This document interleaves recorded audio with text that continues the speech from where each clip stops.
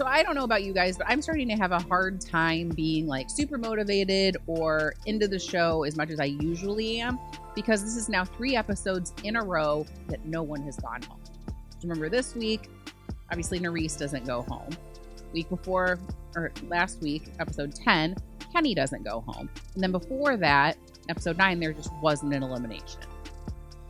So it's kind of like, I mean, I'm guessing they're just spacing it out to get more episodes, but I wish that there was something else, because it does kind of make it seem a little bit boring to me.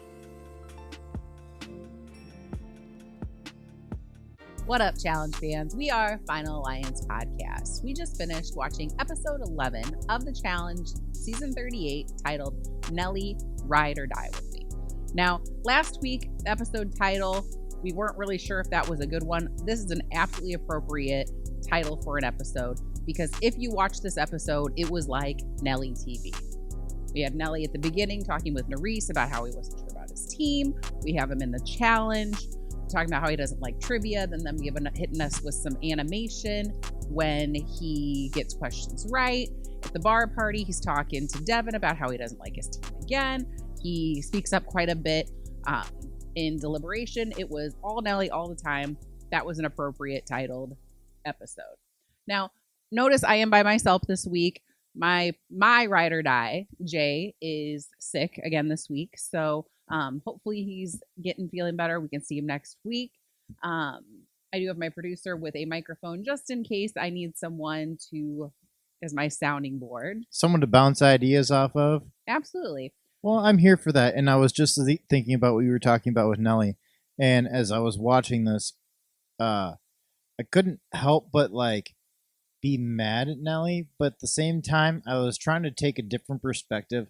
And I was listening to the fact that, is it weird that, Nelly seems to always be on the wrong team? You claim not knowing things, but it's last season he was on not the right team either. It's a history of being on the wrong side. Mm-hmm. I don't know. I do feel for him. I think it sucks feeling like you're on the outside of your team, feeling like people aren't communicating with you, and that your opinion doesn't matter to them. And that happens all too often with him. Yeah, I think, and we'll get to it later, but I think he did actually do a really good job in Deliberation. So yeah, very appropriately titled episode. Speaking of episode titles, we have some old business from last week. Remember, the episode title was Dancing on My Own, and Jay and I both were like, what is that? I'm thinking, it's from part of Shake It Off when she's like, I'm dancing on my own, dancing on my own. But we had a couple people comment on our YouTube, so we apparently Jay and I just completely spaced. So we had Harrison C said dancing on my own because single person eliminations rather than having your partner, perhaps. That makes very good sense. That is very valid. Dancing on my own. Yeah, they're not with their ride or die anymore. Absolutely. Then the Ziggy commented, there is a very popular Robin song called Dancing on My Own that's about an ex finding a new lover and the old lover finding out and trying to get over it. The title refers to the Tori, Jordan, Nerys drama, but also partners losing their ride or die as the first ride or die elimination, etc. That was right over my head. So thank you, the Ziggy. Awesome. That makes sense. It's also a song title. Very MTV. So the more you know. This episode, I'm starting to think, and I've seen a couple of people say this on Twitter, where, now that we know they're separated from their ride or die, and we know that the ride or die doesn't actually go home until their partner goes home. So I don't know about you guys, but I'm starting to have a hard time being super motivated or into the show as much as I usually am, because this is now 3 episodes in a row that no one has gone home. So remember this week, obviously Nerys doesn't go home. Week before, or last week, episode 10, Kenny doesn't go home. And then before that, episode 9, there just wasn't an elimination. So it's kind of like, I'm guessing they're just spacing it out to get more episodes, but I wish that there was something else, because it does kind of make it seem a little bit boring to me. So I'm not going to go through everything just because that is, I mean, if it was boring to us, me running down every single thing. And it's trivia. Again, We love trivia. right. And I found trivia kind of boring. The spinning aspect was, I don't know. But anyway. So we'll yeah, get to that. lots of conversations at the beginning. The big highlights being Nelly and Nerys are talking. Nelly calls Tori the biggest snake in the house, as Anise is a snake as well. He feels left out. Nerys mentions she's got to go fake kiss everybody's butt because she knows it's going to be a girls' day and there's potential that her team's not going to win. Foreshadowing. Fessy and Bananas are having a conversation. Blah, whatever. Amber and Mariah. Apparently they're close with each other, which we see later that Mariah doesn't save Amber. They hit us with Depeche Mode, People Are People. I like as they're getting ready for the challenge. I like that song. I think that is a solid contender to be on the now. That's what I call challenge mix. I would completely agree. I was thinking the entire time as they were getting ready. It was pumping me up. As guest host or filling in for Jay, I'm going to take Jay's vote on this and say absolutely. Oh, for sure. They also later have Turn Down for What? Yeah. Thought that was great. Then there was a Paramore song, and I'm just not really into them. That kind of gives me a headache. I didn't know what that was. Sorry. So it was like Misery something, but yeah, so I'm not into that one, but those two I think would be for sure contenders. Jordan makes a comment about how, the team needs to win because, you start putting together losses, then people start getting down on themselves. And he's like, I can't pick everybody up. And I thought that was a good point and a valid point. Again, foreshadowing. The challenge is called Spin Class. It's trivia. Love to see trivia. TJ's laugh is always fantastic. It's the best day. It's the best day of the year. So they get on, the team is on a large spin. It stops on a player. They have to answer the question. If they get it right, their team gets a point. If they get it wrong, they spin for an additional 30 seconds. First team with 5 correct answers wins, which I thought, and I should know better because I've seen enough of these. I thought 5 right. That's not going to take much time at all. No, it was a long time. It was quite a while before somebody won. Well, because it's completely random, you don't know who's going to be answering the question. I think you. But it didn't seem all that random, kind of. Of course not. But they want to give you the illusion that it is. Correct. And I was expecting more nausea and vomiting. We were hoping for some. Doing that. Nelly said he was expecting and hoping to throw up on Bananas. There was some farting going on. Yeah, Nelly farted. That was weird. And then they're spinning, so then people were getting like the back residual. Ugh, that might make me throw up. It's like that smells. I can't do it. It's like a crop dust where you don't actually have to walk anywhere. Mm-hmm. It's awful, awful. They switched up the colors of the teams this week as well. Last week it was like pink and yellow. Now it's green and orange for some reason. Whatever. So green team is Mariah's team. Orange team is Fessy's team. Devin has a cute little speech that he gives the team. He's like, don't think there's much strategy outside of don't get the questions wrong. Love that about him. He says he plays a fair amount of bar trivia and he's pretty average. I'm not going to go down every question, but were there any that you didn't know? Not really. I didn't know. The spelling ones were. Yeah, I didn't know Fessy's birthday, Mariah's siblings, how to spell Anise's last name. I spelled Anise's last name correctly. Look at you.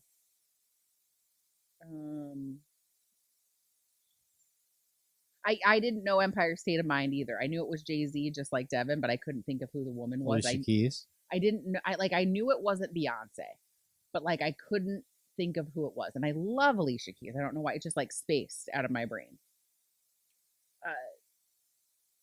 The one that was crazy was Casey didn't know Adam and Eve. She said Eden. And I feel like that's just gotta be, they always say that when you're in that situation, it's the nerves. But I feel like with this one, this isn't as bad. the spinning, yeah, you don't like it, but a lot of people, when they say that the trivia, it's because of like the fear and the pressure. That's also because it's usually heights over water, or you're gonna bungee from a Right. high distance. So you have that So it's that anticipation. anxiety about the fall.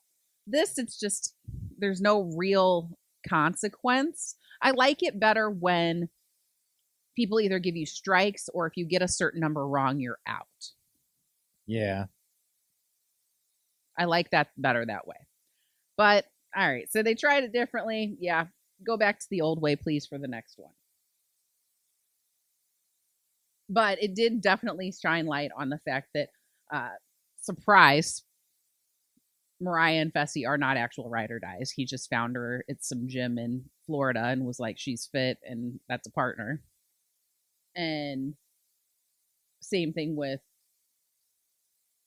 who is it? Anissa and Jordan not quite being ride or dies as well. Although that did still surprise me because they've known each other for a long time, that he didn't know how to spell her last name. But whatever. Orange team wins, which shocked the heck out of me. I was really, really rooting for the green team, rooting for Mariah's team. I thought this was theirs to win, and it just didn't happen. Nelly did get 2 questions right. He was super excited about it. They animated it with a crown. All that stuff was great. They have a party night. You know, they hit us with the slow-mo dancing, which is always super fun to see, and that's heavy sarcasm. Tori comes over to Nelly and Devin, who are just sitting by themselves, just saying she's trying to, elevate the mood. And Nelly's like, nah, I'm good. And Nelly just starts kind of unloading to Devin about how he hates his team and he's really frustrated. Devin, in a interview, says, this is a classic case of challenge paranoia. Next morning, we have Tori, Nany, Anissa, Casey discussing what the potential options are. They all say Nerys. She seems to be the most well-rounded player for going into the zone. Makes sense, but I hate that because I love Nerys. Nerys is, I all of the women on Mariah's team I really do like. Even Amber, even though we've dogged on Amber, I do really like her, and I do really feel like she's a strong competitor. So it was a difficult position for that team to be in, considering all of the women were strong, and then one of the women, Nany's like kind of medium, but she has that experience level, and she has all the ties and the friendships. So it's like there really wasn't a lot of options as far as who they were going to vote in. Nerys stops Jordan, talks to him about what she's supposed to say in deliberation. He gives her the advice to just not say a lot. Tori's watching this conversation from a spin bike, and I am just, again, still so exhausted by this.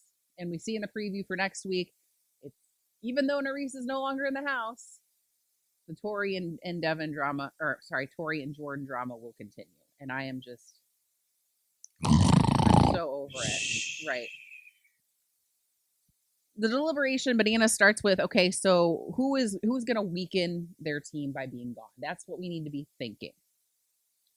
Nelly says, hey, before we start, I do want to let you guys know that I'm not happy about what happened last time. I feel like I can't trust the team. Everybody seemed to know, except for, him, Olivia, and Chauncey, what we were doing, but nobody told me. And so Anissa said, all right, this time let's all say it so that we all kind of have an idea. Now, Nany does a great job in the deliberation. Of course, Casey's like, well, I'm not going to vote for you. And she's very diplomatic about it all. And we all know that she's going to be fine. She's safe, all good. Mariah, says she doesn't want to be the main vote. She's very cute in the conversation. Says she's not a threat, but while that's a good perspective for a lot of people, she's a threat, and it's very obvious in her physicality that she's a threat. So it's like, I don't know if that would have been the right route, but there really wasn't the best or any route for her to take in this situation. It worked out for her because Nerys was a bigger target. Amber just says that no one, you guys really haven't had my back. Can you just have it this time? Which I thought was strange. Nerys goes up and Nelly just says how proud of her he is and how thankful he is to have her as a partner, which I thought was really sweet. And and then after everybody leaves, it kind of, the team argues and kind of it, you're seeing the beginnings of the cracks that we knew were going to happen with this team, because somebody again says we have to think about taking out the strongest person, and then Fessy says, well, if that's what we were doing, then it would have been Devin and Jordan last week, not Kenny and Horacio, which I was like, oh, interesting. He's not wrong. He's not wrong. But Horacio was still one of their stronger men, and they voted him in, but whatever. It was not very good. And the whole time what I'm noticing poor Chauncey, who his face, he just looks very nervous, thinking, oh God, my girl's going to be probably the one voted in. She's got a target on her back. But he doesn't really know where to step in. And I'm like, oh no. Like, I feel bad for him in that situation, because that's difficult.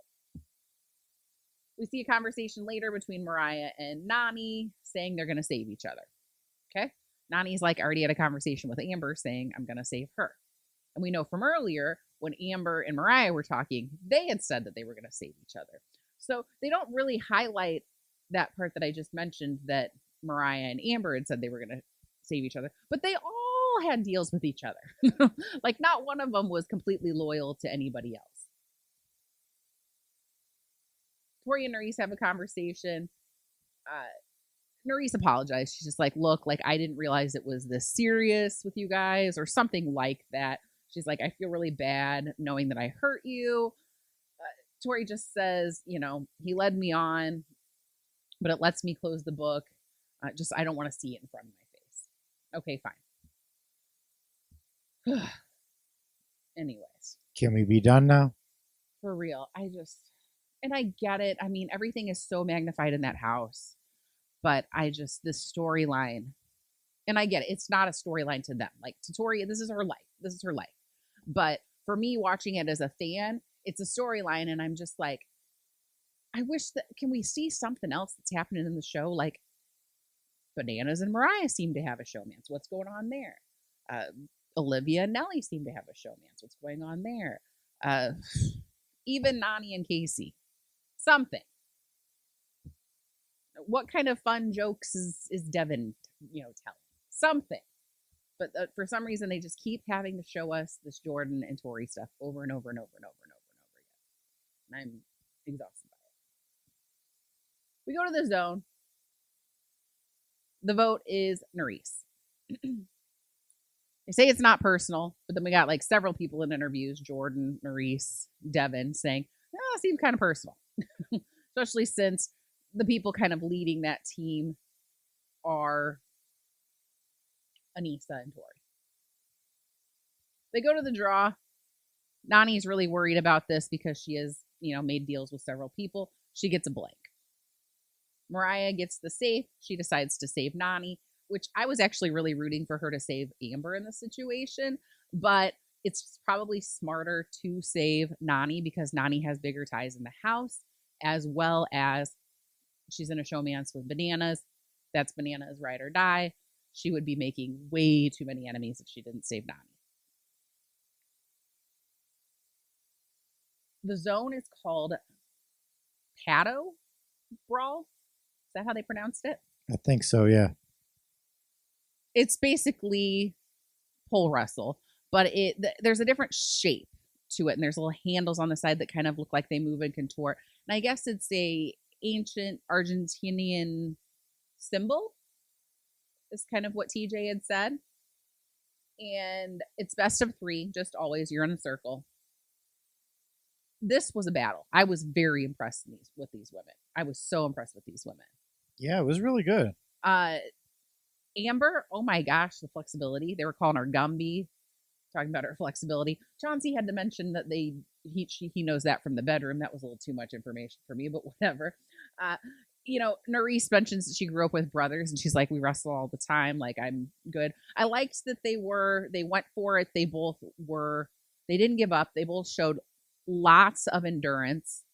and strength, and it wasn't like they were just doing one thing. They were, push and pull and twisting and turning, really trying to get um, the patio. I keep wanting to say patio, the patio, in their possession. Uh, so it was really cool. So first round seemed like it went on for a really, really long time. Amber gets it. Second round seems equally a battle. Amber gets it again, and I'm so happy for Amber. I don't know why, but and I don't mean it like that. I don't mean like I don't know why I'm happy for Amber, but I have been very much a fan of Maurice this season. But in this situation, I really was happy for Amber. I thought she seemed to, I don't know, they both seemed to want it the same, but I was very happy for Amber. Of course, then I am very sad for Nerys, and Nerys had like a tearful goodbye, and God, that woman is beautiful. Even crying, she was gorgeous. Even crying, and she went out like a champ. She was just very gracious and grateful and kind. I did notice. Did you see she was holding her wrist like this I didn't. for her goodbye, and then later when she's back with TJ, she's got her arm and she's holding her wrist like this. So it's not like arms crossed; she's bracing something. Yes, it's if you're not looking for it, it could just look like her arms are crossed. But like if you've ever hurt your wrist before, you just kind of naturally do that, because I've done that multiple times, and so that concerned me a little bit. But I feel like that happens a lot with this kind of elimination. Oh, absolutely. I mean, we've seen that countless times. She is so adorable, Nerys is, when TJ says she comes back in the game. She starts crying, and she's just so happy. And I actually even got a little teary for her, because it's so genuine. She's just so happy to still be in the game. And that got me excited. So even though I hate that nobody went home, I do really like her a lot and would love to see her more. And I'm okay with her getting another chance. But for the love of God, somebody's got to go home soon. Like, are we just going to like continue with this amount of people for like 5 more episodes? Like, at some point, somebody's ride or die is going to actually go home, and then 2 people will leave. But when will that be? 3 more episodes? Taken forever. Forever. Forever, ever? So, not my favorite episode. Who won the episode? I mean, I suppose I could go with Nelly, just because he got a lot of screen time. But he had a lot of screen time, but was that screen time? It wasn't necessarily positive screen time, other than him doing well in the challenge itself. I mean, did it really amount to anything? No. It was a bunch of filler. Like Jay says, that 90 minutes, they got to pump it up with a lot of nothing. Word. So, I mean, really, you got to give it up to Amber. Yeah, Amber did great, and going into that, I was a lot this week too, which we usually she's kind of in the background. So yeah, I'll give it to Amber. She kicked butt in that elimination. I mean, that is not an easy elimination, and she went for it. She won. Heck yeah! I don't want to give it to Amber, but I will. You know what I mean? Like, yeah. I didn't want her to win that, and I wasn't happy that she won. I was Nerys all the way. So, she wins, and I'm not like, oh, okay, good job, Amber. I'm like, oh, damn you. I'm pulling the Jay side, because I know exactly what Jay would say. Right. Jay wants her gone, and anytime she's around, he's just his stress level goes through the roof, and yeah. Yeah, I don't know that I don't really buy into that like she's phony or on any of that kind of stuff. I do think that she is a genuine nice person, and she has continued to prove her strengths in the game. She is good at so many things, and yeah, we'll give her the win. She won this episode. As far as lost this episode, I gotta give it to Tori again. I'm just so exhausted. I can't. I freaking can't. I'm so tired of it. And I get. I mean, I don't get it, because I've never like had a engagement breakup and like have to be around them on television. Yeah, it's not like a very common story of things that people experience. So no, I don't get it in the same way like that you do. But I heartbreak, that sucks. But I wish that they would show us something else. So yeah, Tori, sorry, giving you the soft L. Soft L. Best line, I liked.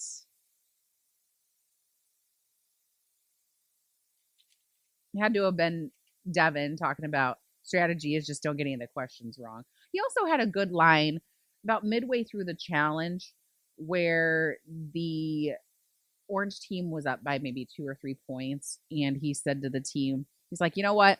It's time to clock in now, guys. If we're going to be here, we need to do this. And I thought that was really good. I like that he's showing some leadership. So sure, give him that for the best line. What would Corey do? Corey would have been there all the way with Nelly on the way this team dynamic is working. Absolutely. He would have probably had some conversations with Bananas. He probably would have had some conversations for sure with Fessy. Corey would have, and Anissa. You know what else Corey would have done? Hmm.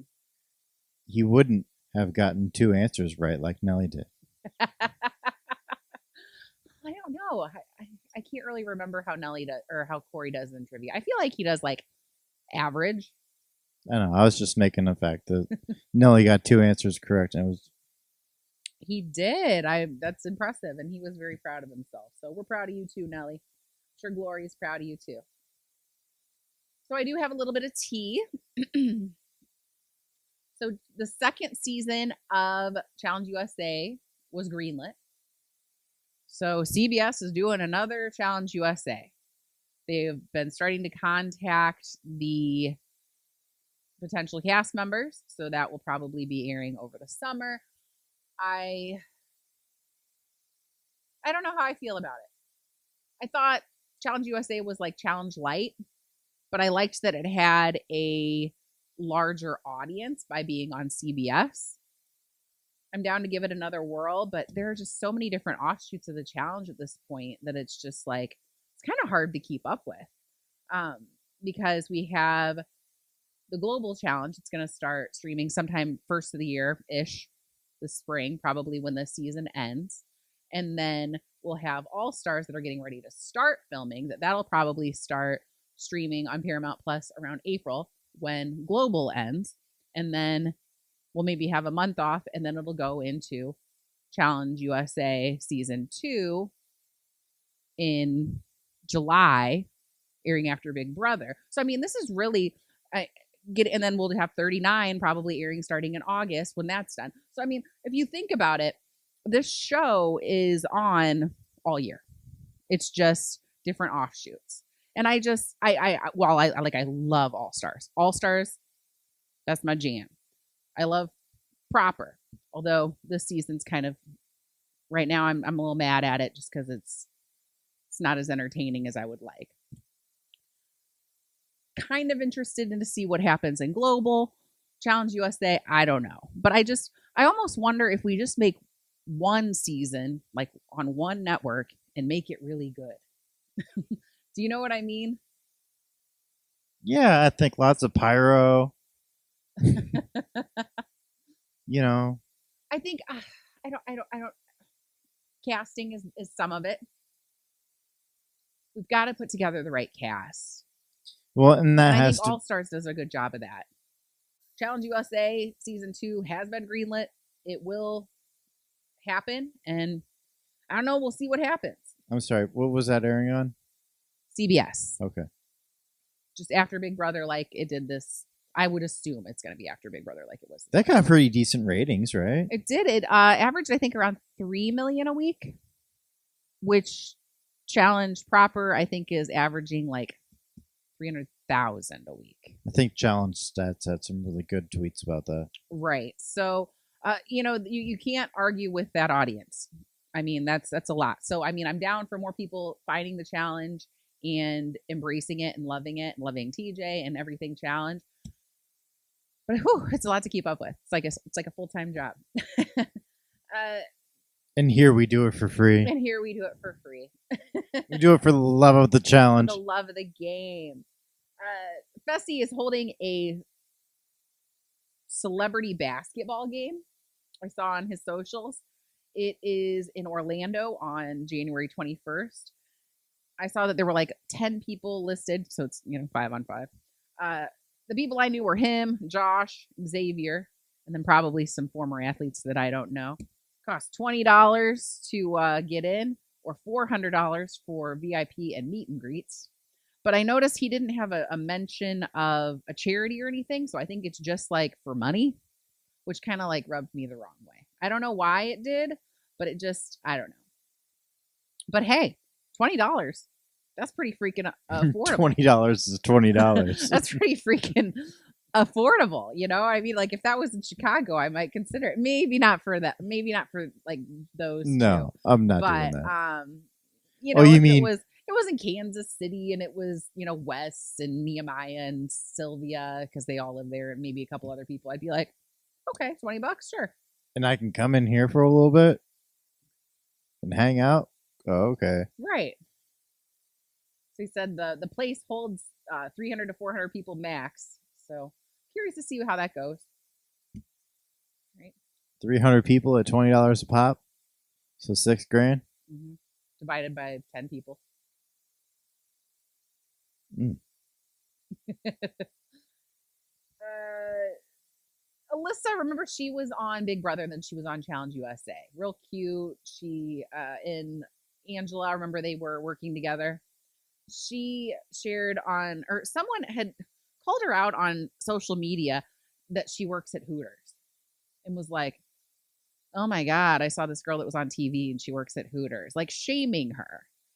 And she actually clapped back and was like, look, like I'm a person, like I still need to make money, and I can, pay my rent in just a few shifts bartending here. So I don't know why. She's a bartender, not even a server. I think I saw a picture of her like holding a drink, and she was behind the bar. So I'm assuming she's a bartender, but she could be a server. It's like the most respectable job there. I ain't hating. They are women that work at Hooters are hardworking, beautiful. Make that money, honey. Yeah. And it was actually pretty cool. So she, clapped back about that. And she's like, a lot of other people on reality TV have jobs. Like it's really hard to just be on reality TV as your career, And it actually, they picked TMZ even picked up the story and covered it, which I thought was huge. So well, you have to also you have to work for a company that has a flexible schedule for you. Exactly. You know what I mean? Which something like construction, which like nobody like talks smack when guys like Jordan or CT have worked construction in between shows.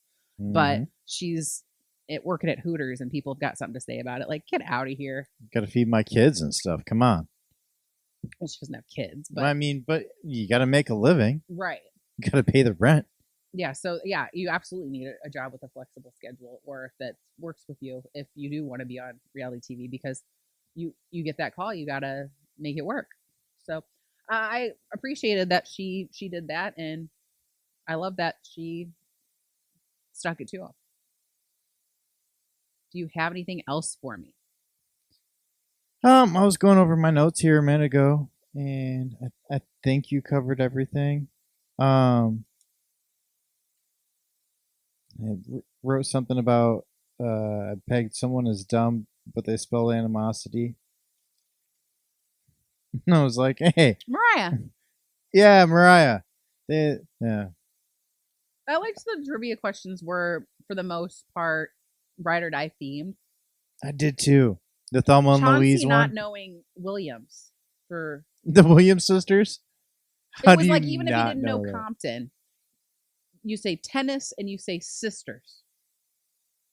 I mean, those might be the only tennis people I know in the world. You go anywhere in the world. I'm sorry, I'm not from whatever. And he's like, there was just a movie like about their dad. Yeah. Right? I mean, and he's like, well, I'm from Boston. Well, I'm from Iowa, and I know who they are. Yeah, what's that got to do with anything? Oh, it was funny. Well, I went grocery shopping the other day. Right. I obviously don't know who the Williams sisters are.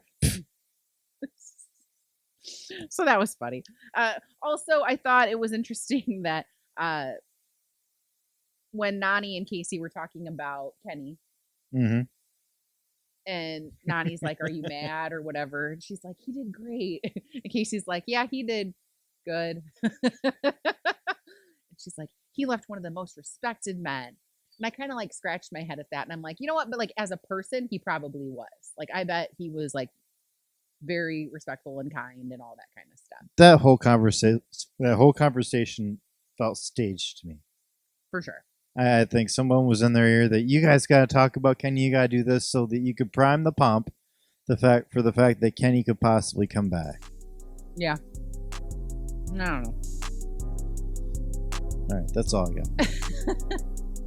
Well, follow us on Twitter, Final Alliance 1. On Instagram, we're Final Alliance. On YouTube, we are Final Alliance Podcast. Please comment, subscribe. We'd love to hear what you have to say. And on Spotify or wherever you get your podcasts, we are Final Alliance Podcast. Merry Christmas, Happy Holidays. See you next week.